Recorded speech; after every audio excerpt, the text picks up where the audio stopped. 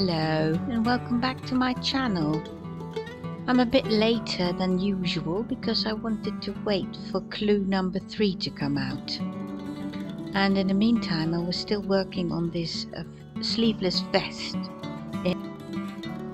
in Fisherman's Rib, I think it's called.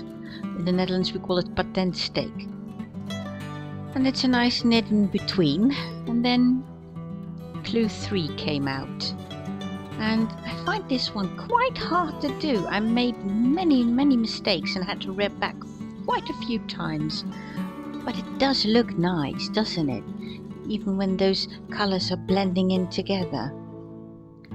And here you can see at my wrinkle at my forehead that I'm counting, and I find it quite hard.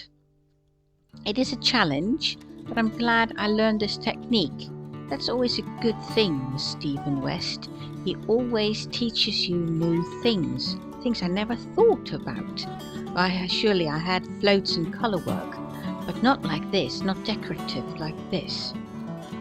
So I hope I get along this week, and I hope to see you next week. Have a creative one, and goodbye.